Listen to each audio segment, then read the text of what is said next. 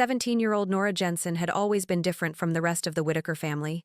Her mother, Alyssa, had married Thomas Whitaker 5 years ago, a rugged, warm-hearted man who ran a small antique store on Church Street. They lived in a colonial-style home near Lake Champlain, alongside Thomas's 2 children from a previous marriage and his retired mother, June Whitaker, a respected local historian. Thanksgiving was a major tradition in the Whitaker home. Dozens of relatives packed into the creaky, beloved house, tables extended into the hallway, pumpkin pies stacked in threes. But this year, Nora sensed the tension from the start. As the family gathered for the pre-dinner blessing of the elders, June called forward each grandchild to receive a family heirloom passed down through generations. A compass, a bracelet, a faded war letter. Everyone applauded and laughed. Except for Nora. When June closed the velvet-lined box and said, "That's everyone," Nora's heart skipped. Her face flushed. A quiet, stunned pause took over the room. Alyssa rose slowly, her voice calm but firm. "You forgot, Nora." June's eyes didn't waver. "I didn't forget," she said crisply. "Nora is not a Whitaker by blood." Silence. The kind that makes you hear the creak of every floorboard, the faint hum of the refrigerator. Nora stared at the tablecloth, her hands clenched tightly in her lap, and not one person spoke up. That night, after everyone left and the dishes sat cold in the sink, Nora retreated to the attic, curled up next to the boxes of holiday decorations. She didn't cry. Not yet. She just stared at the beams of moonlight slicing through the dust. Then the attic door creaked open. Thomas stepped in, holding something in his hands, a slim leather folder. "I should have spoken up," he said, sitting beside her. Nora didn't look at him. He opened the folder and placed it between them. Inside were legal papers, guardianship forms, health proxy documents, a revised will. In every one, she was named as his daughter. Not step. Just daughter. "I never needed blood to love you," Thomas said. "But I should have made sure my family knew it." The day after Thanksgiving was always quiet in the Whitaker house. Normally, the smell of leftover pie lingered, and cousins would pop in to pick up forgotten jackets. But this year, silence wrapped the house like frost. Nora barely came downstairs. She didn't want to make small talk, didn't want to smile politely through her mother's concerned glances or pretend nothing had happened. But that morning, Thomas knocked on her bedroom door, holding 2 mugs of cocoa. He always added extra cinnamon, the way Nora liked. She hesitated before letting him in. Her room, a mixture of sketchbooks, pressed maple leaves, and worn-out hoodies, felt too personal now, like her identity was suddenly on display.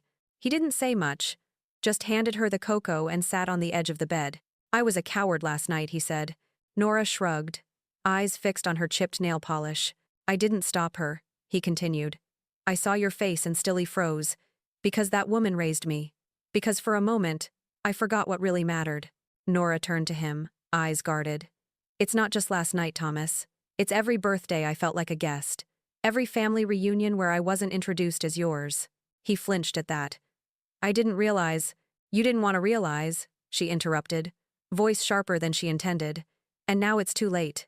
Thomas looked at her, the weight of guilt softening every feature on his face. "No, it's not. Unless you want it to be." He reached into his coat pocket and handed her something small, rectangular box wrapped in rough brown paper and twine. She hesitated, then opened it slowly.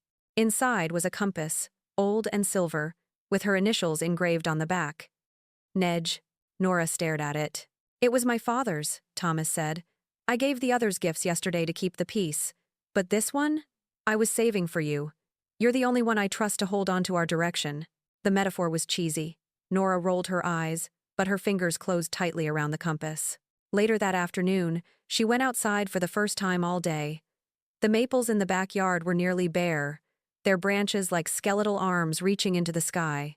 She walked toward the old shed, where the family kept summer chairs and gardening tools. Inside was a bench she used to sit on when she first moved in her safe place. She needed it now, but she wasn't alone. June Whitaker was already there, staring at a box of old photographs.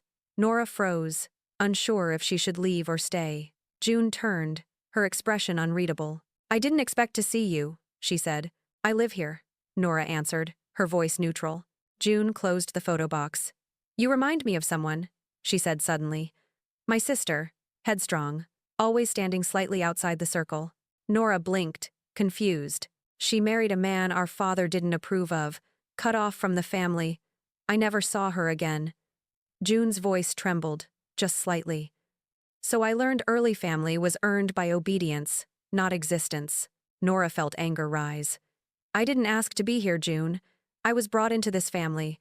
I didn't fake anything. I loved you. I tried. June's gaze softened, and she looked away. And I failed you, she whispered. The words sat heavily in the air. Nora didn't know what to say. Apologies didn't erase damage, but they opened doors. I'm not asking to be your granddaughter, Nora said finally. But I won't apologize for existing. June nodded, almost imperceptibly. And I won't ask you to, not anymore. For the first time, Nora saw June not as a villain, but as a woman carrying decades of rigid expectation. A woman who'd forgotten how to choose love over legacy. That night, back in her room, Nora placed the compass on her desk. She sketched for hours afterward, letting her thoughts bleed onto the page.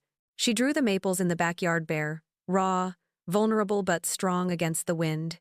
She shaded a small figure under the largest tree, holding a compass, eyes open. This family might never be perfect. There would be gaps, tensions, rough patches in every conversation. But Thomas had shown her he was willing to fight for her now. And June had stopped being a wall. That was enough. For the first time since the night before, Nora breathed easy. This house, flawed and complicated, was still hers. And tomorrow, she would begin again. Winter crept slowly into Burlington. The lake began to crust with thin ice. The streets lost their autumn glow, and storefronts traded pumpkins for wreaths. The Whitaker house, normally filled with the hum of seasonal preparation, now echoed with caution. Thomas and Alyssa walked on eggshells around June. No one brought up Thanksgiving, yet it hovered in every silence, an invisible ghost at every meal. Nora kept her distance. Not out of anger but fatigue. Being the not-quite daughter in a house of legacy was exhausting, and although her conversation with June had offered a flicker of hope, it hadn't erased the weight Nora carried. At school, she withdrew more than usual. Her best friend, Camila, noticed immediately. "You're quieter than a Vermont winter," Camila said one afternoon, kicking snow off her boots at the campus cafe. "What's going on?" Nora hesitated, then told her everything from the dinner, the compass, to the moment in the shed with June. Camila whistled. "Damn, that's some serious generational trauma." Nora cracked a smile despite herself. Camila leaned forward. "You know, not every battle needs to be loud. Sometimes just staying, just showing up, is rebellion enough." That sentence stuck with Nora. Later that week, a letter arrived from June, actual pen and paper, folded neatly and left on Nora's desk. The handwriting was elegant, slanted, and painfully deliberate.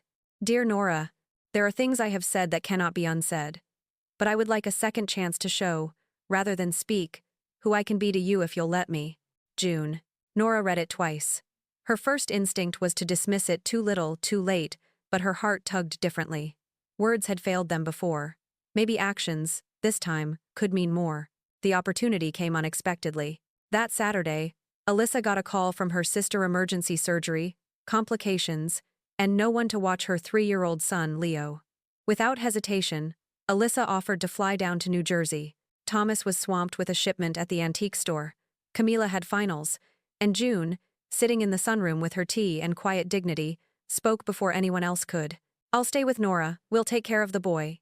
The statement shocked every, including Nora. Later that night, after Alyssa left, the house grew still. Then chaos entered, in the form of one hyper-toddler with an ear infection, a plastic dinosaur collection, and a scream that could rival a car alarm. Nora did her best. But by midnight, exhaustion caught up with her. She slumped onto the couch, eyes glazed. Leo was finally asleep, sprawled on the carpet with one sock missing. June appeared from the hallway, a quiet presence holding 2 cups of tea. "He's a firecracker," she said gently, handing one to Nora. "More like a nuclear weapon," Nora replied, half laughing. They sat in silence, steam rising between them. "I've never had to mother anyone besides Thomas," June admitted. "And I wasn't great at it." Nora said nothing. "But I see now," June continued, "that being a parenter, a grandmother, isn't about being perfect. It's about showing up when it counts." She pulled something from her cardigan, a small velvet pouch. Inside was a tiny wooden bird hand, carved, simple, worn smooth from years of being held. "This was mine," she said. "My sister gave it to me before she left, I've kept it for over 50 years. But it's yours now, if you want it. Nora's breath caught. It's not a Whitaker heirloom, June said. But maybe it's the beginning of one. Nora took the bird carefully. It felt impossibly light. But the weight it lifted from her chest was immeasurable. That night, as she tucked Leo into bed, Nora looked over and saw June asleep on the armchair, the boy's toy dinosaur clutched awkwardly in her hand. And something inside Nora shifted quietly, but definitively. Snow fell thick over Burlington. December had arrived with its silence, muffling every step, every word, every doubt that hadn't yet been said aloud. The Whitaker house looked picturesque, wreaths on the door, candles in every window but beneath the surface. An old storm was brewing. It started with a newspaper. Nora wasn't looking for trouble.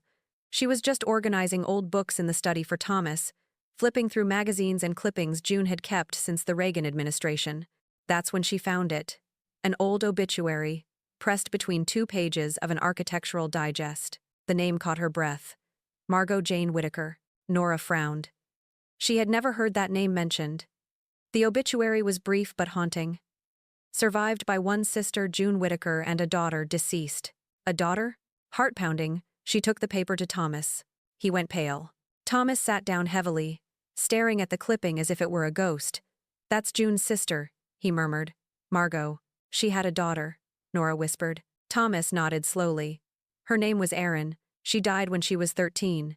June never talks about her. Nora felt her throat tighten. So she did know what it felt like, to have a child, to lose one. Thomas looked at her, something like sorrow deep in his eyes.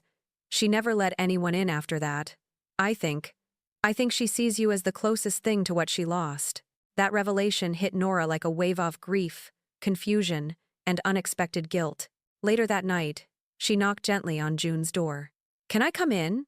June was seated at her writing desk, her posture a little more slumped than usual, as though the years had suddenly caught up to her. She looked up, startled but not unkind. I found the obituary, Nora said gently. Erin. June's hands stilled. For a moment, she didn't speak. Then, I wondered when someone would. There was no anger in her voice. Just exhaustion. A kind of quiet surrender. She died of leukemia, June said after a long silence. It was fast. Too fast. She was my sister's only child. I practically raised her. Nora stepped closer. Why didn't you ever tell anyone? June's mouth twitched, not quite a smile. Because if I said her name out loud, I was afraid I'd stop breathing. Nora sat across from her. You pushed everyone away because of her. June nodded, eyes glassy. Including myself. I think, Nora hesitated. I think I remind you of her. That's why you kept me out. June's jaw tightened. Yes, but it's also why I let you in. The air between them changed. Nora looked down and saw a faded photograph on the desk, 2 young girls beneath a winter tree. One was clearly June. The other had Nora's eyes. I've made mistakes, June said softly. But I want to stop pretending love is something earned through bloodlines. I want it to be something chosen. Nora didn't reply with words. Instead, she reached out and carefully lifted the photo, studying the girl with a ghost's face. Then she looked at June, nodded once, and placed it gently in her own journal. Later that week, the annual Whitaker Foundation banquet approached, an event hosted every December in honor of Thomas's late father, who had served as a senator in Vermont. This year was special, the 25th anniversary. The family was expected to attend, so were the donors, media, and alumni. When Thomas asked Nora to speak as a part of the next generation, she froze. Why me? Because you carry our name in a way no one else ever has, he said. And because you've earned your place, whether anyone claps for it or not. She agreed. The night of the event, the ballroom at the Hotel Vermont shimmered with golden lights and the clink of silverware. Nora wore a navy blue dress, borrowed from Camila, and had her hair swept back in a simple twist. When she walked on stage, her voice trembled for only a moment. I'm Nora Jensen. But some of you know me as Nora Whitaker, she began, her eyes scanning a sea of polished faces. That name wasn't given to me by blood, it was given to me by choice. And sometimes, that means more. She paused. I wasn't born into this family, but I was loved into it. And to me, that's the greatest legacy any family can have. The applause that followed was real, not thunderous, but steady. Enough. Afterward, as they stood outside for air, June handed Nora a small envelope. Inside was a handwritten note.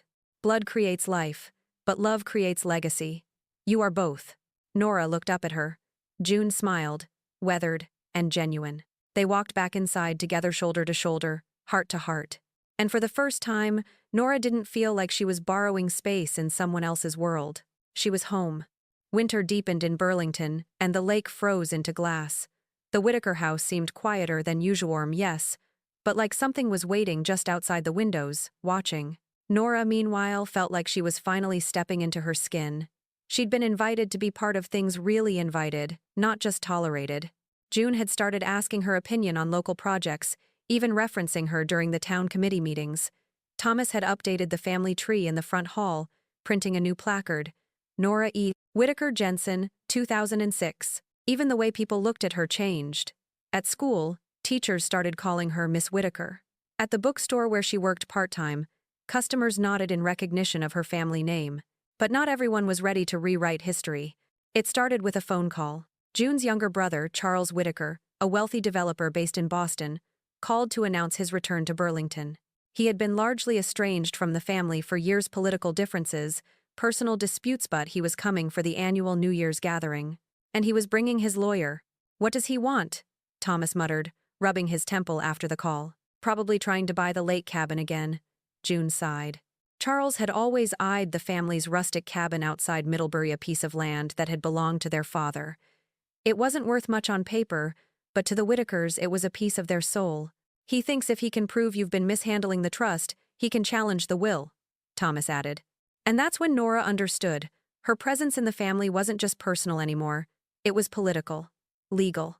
Because in the most recent update of the trust, Nora had been named as a partial heir. The will Thomas had shown her weeks ago? It wasn't symbolic. It carried legal weight.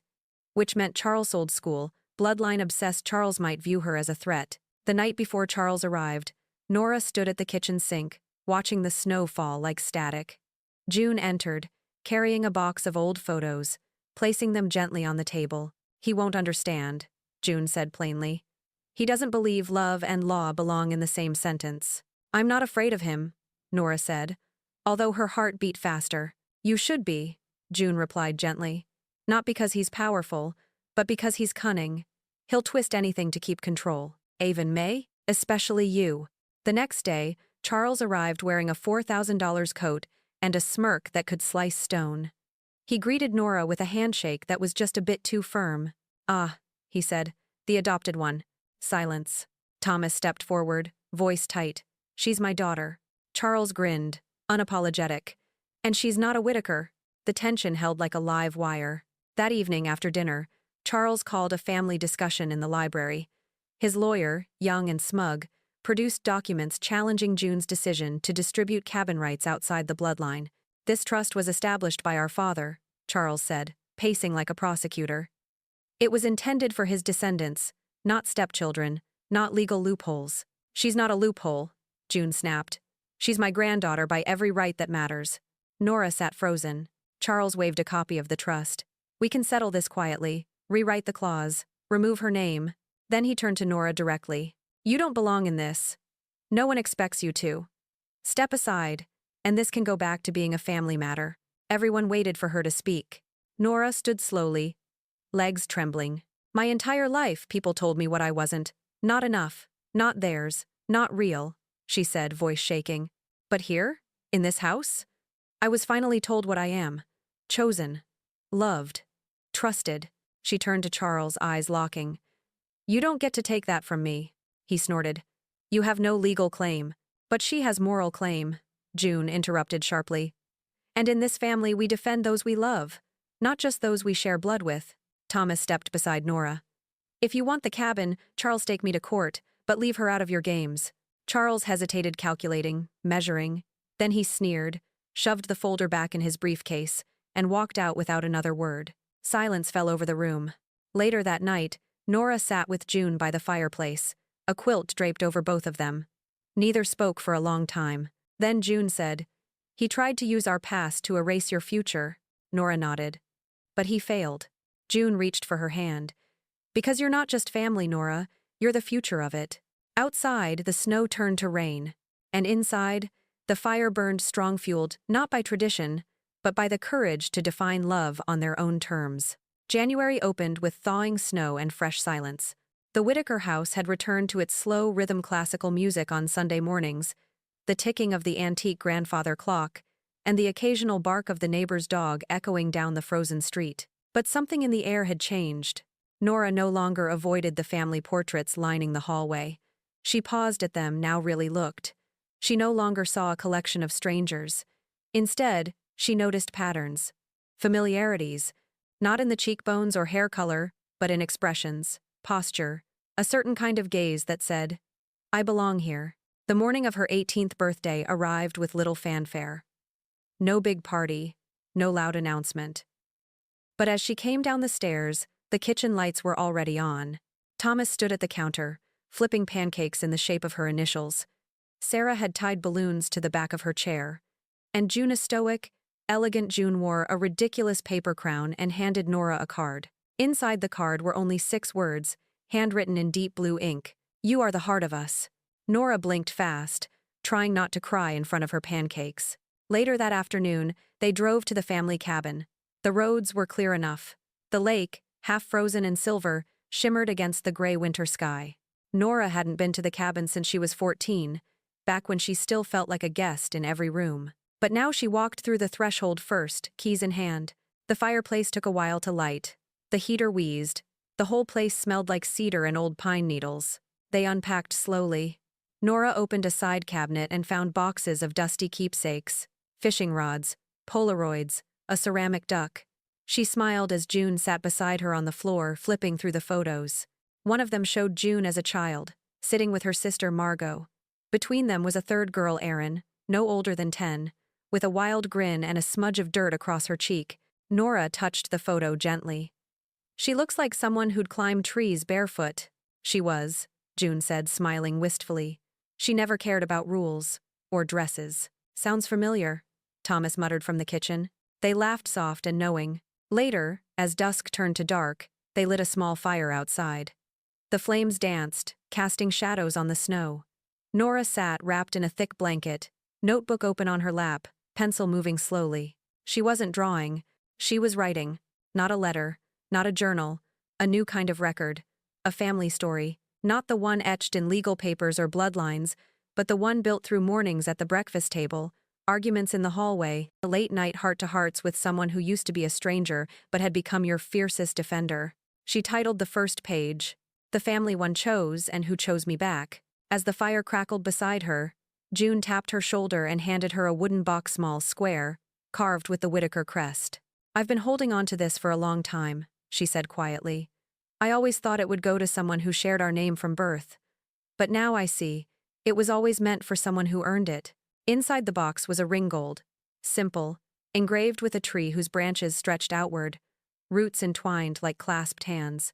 Nora slipped it onto her finger. It fit perfectly. "I'll wear it when I speak," she said. "Speak?" June raised an eyebrow.